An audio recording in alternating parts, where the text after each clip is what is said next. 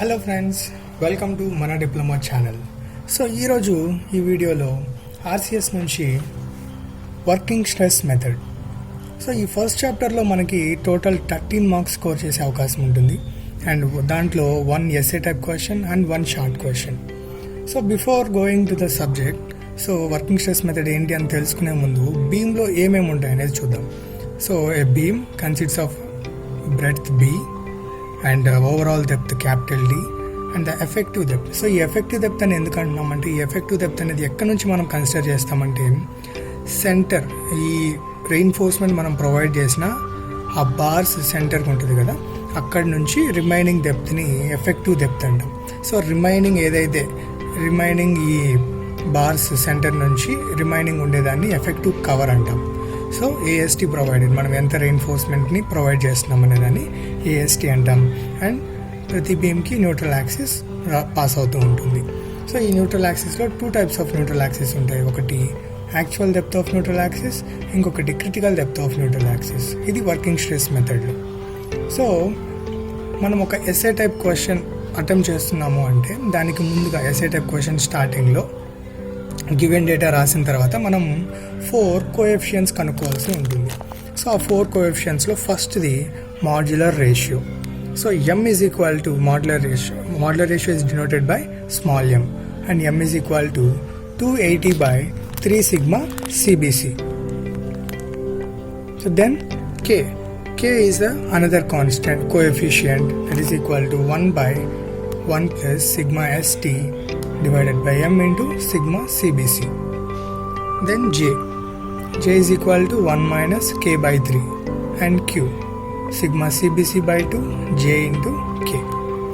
So here sigma CBC, this is characteristic strength of concrete. So ఇది ఈ table ప్రకారం M10కి ఎంత ఉండాలి, M20కి ఎంత ఉండాలి, M25కి అలాగే M30కి అని ఒక కాన్స్టెంట్ వాల్యూస్ అనేవి మనకు ఉన్నాయి.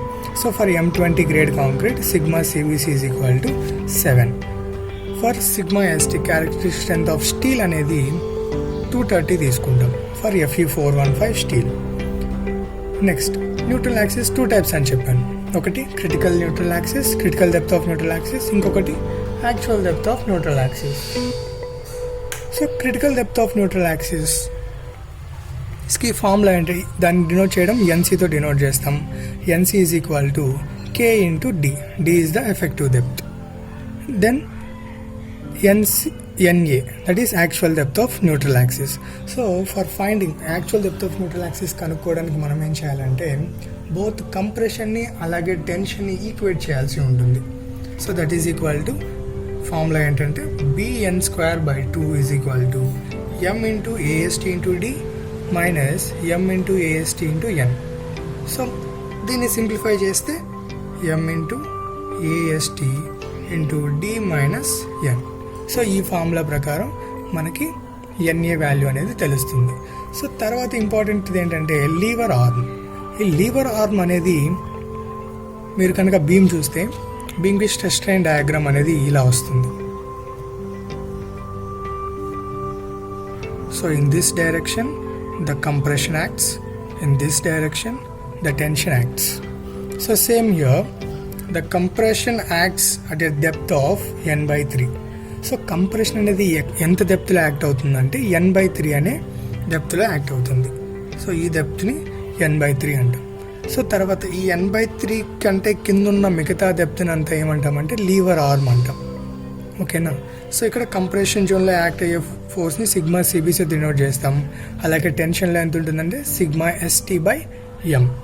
So lever arm is equal to, lever ఆర్మ్ని జెడ్తో డినోట్ చేస్తాం. Z is equal to overall depth, effective depth minus n/3. So here this is the overall depth, అంటే effective depth ఇక్కడ overall depth అవుతుంది, D minus n/3 చేస్తే మనకు Lever arm అనేది వస్తుంది. So after finding lever arm we have to find moment of resistance.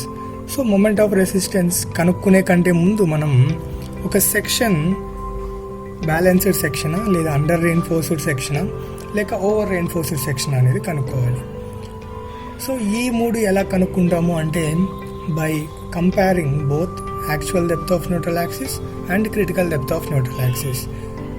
ఒకవేళ actual depth of neutral axis NA is equal to NC, then the beam is said to be balanced section. If NA is less then NC, then it is called under reinforced section. So under reinforced section అంటే ఏంటంటే, ఈ under reinforced బీమ్లో ముందుగా steel అనేది collapse అవుతుంది, కాబట్టి దాన్ని under reinforced section అన్నాం. అంటే రెయిన్ఫోర్స్మెంట్ తక్కువ ఉంది అని అర్థం. కాబట్టి మనం ఏం చేస్తాం, tension force into lever arm చేస్తాం. టెన్షన్ ఇంటూ లీవర్ ఆర్మ్ చేస్తే మనకు మూమెంట్ ఆఫ్ రెసిస్టెన్స్ వస్తుంది. దాని తర్వాత NA is greater then NC, దాన్ని ఓవర్ రెయిన్ఫోర్స్డ్ సెక్షన్ అంటాం. ఓవర్ రెయిన్ఫోర్స్డ్ సెక్షన్ అంటే ఈ ఓవర్ రెయిన్ఫోర్స్డ్ సెక్షన్లో ముందుగా కాంక్రీట్ అనేది కొలాప్స్ అవుతుంది. ఎందుకంటే ఇక్కడ రెయిన్ఫోర్స్మెంట్ ఎక్కువ ప్రొవైడ్ చేస్తాం మనం. సో అప్పుడు కంప్రెషన్ ఇంటూ లీవర్ ఆర్మ్ చేయాల్సి ఉంటుంది. దేనికి, మూమెంట్ ఆఫ్ రెసిస్టెన్స్ కనుక్కోవడానికి. For a balanced section moment of resistance is equal to Q into BD square. So for under reinforced section, under reinforced section moment of resistance is equal to sigma CBC by 2 into B into NA into D minus NA by 3. It is the lever arm. ఇది Lever arm, అలాగే ఇది వచ్చి compression జోన్లో ఉన్నటువంటి stress.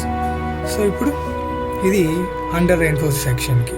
అలాగే over reinforced సెక్షన్కి moment of resistance is equal to sigma ST into AST into lever arm D minus NA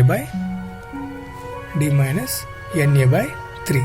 so this is how we calculate. So ఈ విధంగా మనం మూమెంట్ ఆఫ్ రెసిస్టెన్స్ని ఎయిదర్ బ్యాలెన్స్డ్ సెక్షనా లేదా అండర్ రెయిన్ఫోర్స్ సెక్షనా లేదా over reinforce సెక్షనా కనుక్కున్న తర్వాత మూమెంట్ ఆఫ్ రెసిస్టెన్స్ని కనుక్కుంటాం.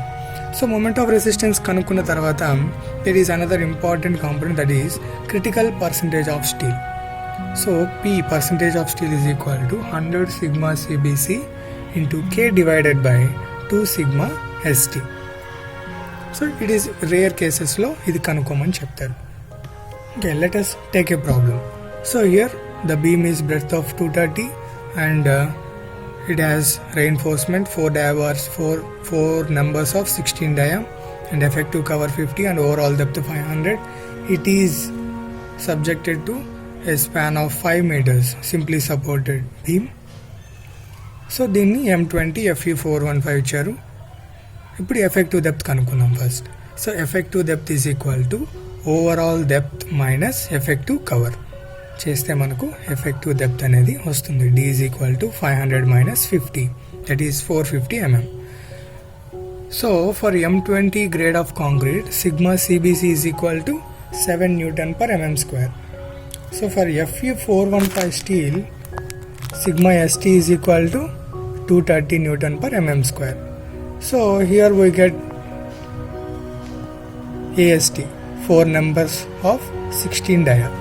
So that is how we calculate 4 into pi by 4 into 16 square, that is 804.24 mm². So ముందు మనం ఏం చేయాలి, కాన్స్టెంట్స్ కనుక్కోవాలి.